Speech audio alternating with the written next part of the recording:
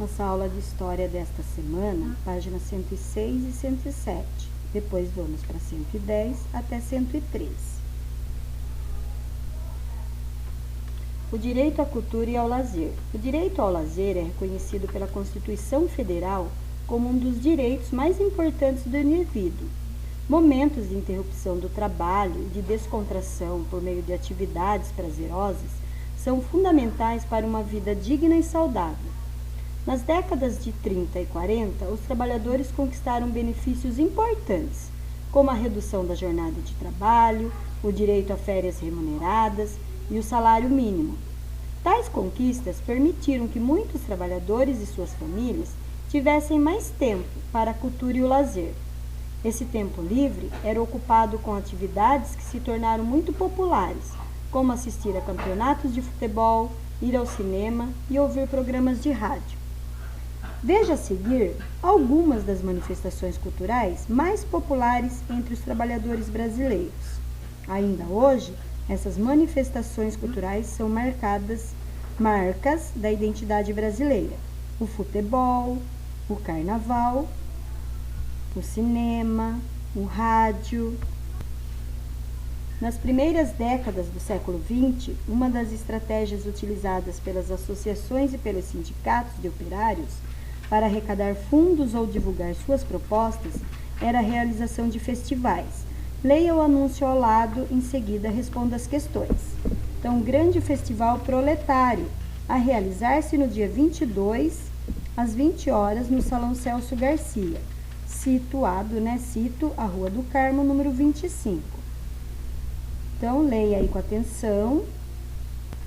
Qual foi o objetivo do evento? Arrecadar fundos para instalar cadeiras na sede social das entidades organizadoras do evento. Que frase apela para a presença dos trabalhadores? Nenhum operário que se interesse pela verdadeira causa que lhe afeta não deverá faltar. Escolha uma das personalidades citadas na página 106 e siga o roteiro. Faça uma pesquisa sobre essa personalidade e escreva uma pequena biografia sobre ela em uma folha. Então, vejam lá, Lá na página 106, quando falava do futebol, falou a respeito do Pelé. Quando falou sobre o carnaval. Quando falou do cinema, falou sobre grandes atores, como Oscarito e Grande Otelo, que se destacaram atuando em comédias populares.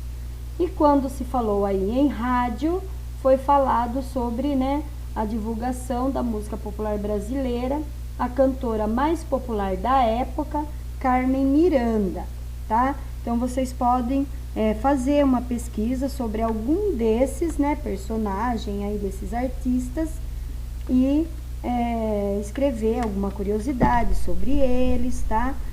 Isso pode ser feito, não precisa ser em folha avulsa, pode ser feito lá no seu caderno de arte. Então, reúna imagens que mostrem essa personalidade em seu trabalho e monte, um cartaz. Mas, como eu falei, tudo isso pode ser feito no seu caderno de arte. Então, eu coloquei aqui para vocês. Então, pode, o que vocês forem fazer, o que vocês decidirem por fazer, pode ser feito no caderno de arte. Tá? E aí, não esqueçam de fotografar e enviar para a professora. Como eu falei, toda atividade feita no caderno de arte, é legal que vocês fotografem e enviem para mim. Estou guardando todas as fotos. Aí vamos falar sobre a Semana de Arte Moderna, lá na página 110. Nas primeiras décadas do século XX, o Brasil passou por grandes transformações. A imigração, o processo de industrialização, já falamos sobre isso. A urbanização das cidades, as novidades tecnológicas, os movimentos sociais. Então, tudo isso trouxe muitas mudanças para o país. Nesse clima de entusiasmo e inovação, alguns intelectuais e artistas mobilizaram-se para criar formas mais atualizadas e representativas da diversidade da cultura brasileira. Em 1922, um grupo formado por escritores, poetas, pintores, escultores, músicos, arquitetos se reuniu no Teatro Municipal de São Paulo para um evento que revolucionou as artes e agitou o cotidiano da cidade, a Semana de Arte Moderna. Esse evento mudou a maneira de fazer arte e marcou o surgimento do modernismo brasileiro. Então, observe aí, né, um quadro da Tarsila do Amaral, tenho certeza que a maioria de vocês já conhecem, o Abaporu. Então, leia os comentários da professora Marília Cardoso.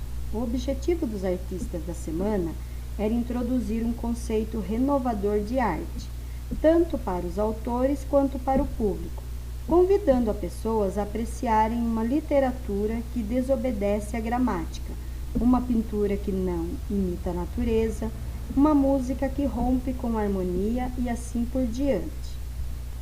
Na sua opinião, a obra Abaporu se enquadra nas características do movimento modernista?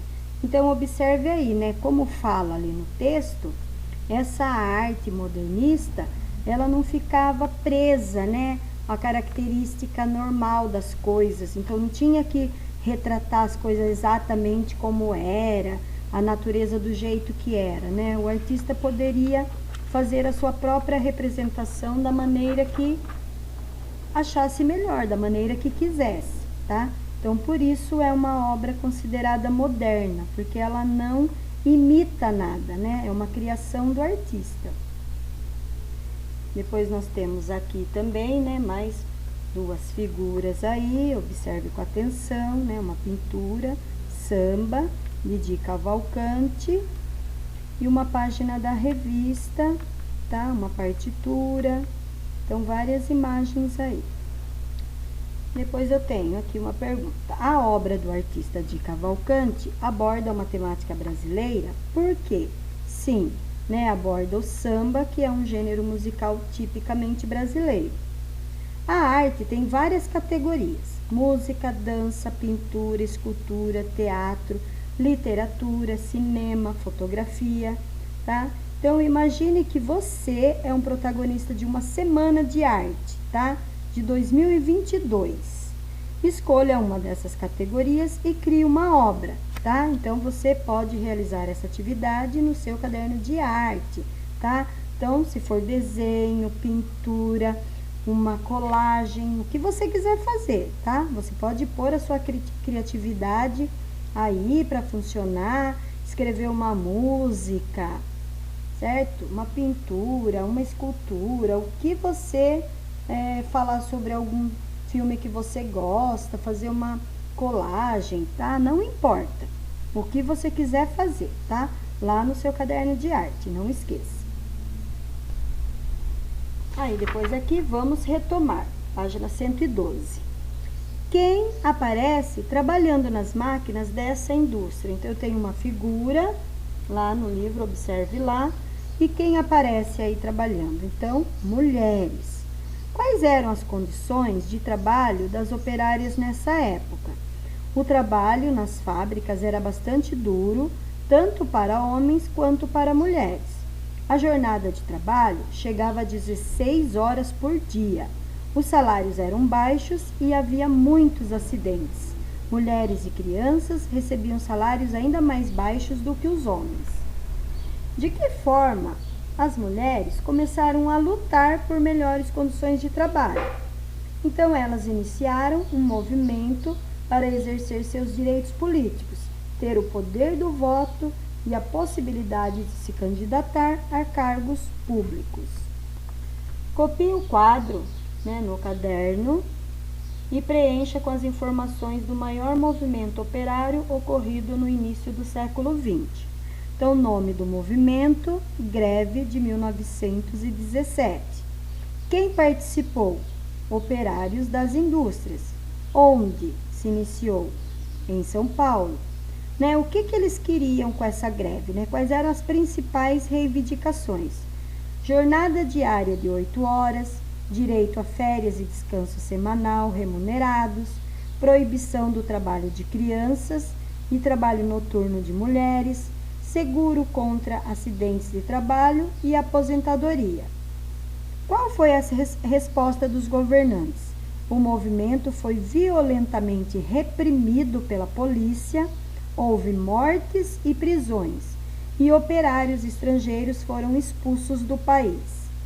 Resultado do movimento: ficou demonstrado a força dos trabalhadores, né? Porque então eles conseguiram o que eles estavam reivindicando. Assinale as atividades que faziam parte do lazer dos operários na primeira metade do século XX. Então, assistir a jogos de futebol, ir ao cinema, brincar o carnaval e ouvir programas de rádio. E para concluir, a nossa autoavaliação. Então, leia aí as perguntas e vá colocando um X na resposta, né, uma resposta pessoal. Você entendeu, né, o que nós conversamos sobre a luta dos trabalhadores? Reconhece o valor da luta das mulheres para a conquista dos direitos? Conhecia alguns direitos dos trabalhadores, de homens e mulheres? Compreendeu o significado e a importância do lazer, né, de passear, de se divertir? Compreendeu a importância do rádio no Brasil? Sabe associar a Semana da Arte Moderna ao contexto de mudanças ocorridas no Brasil? Então, coloque aí se você entendeu, se você ainda tem dúvidas ou se você precisa estudar mais, que algumas coisas você não conseguiu entender.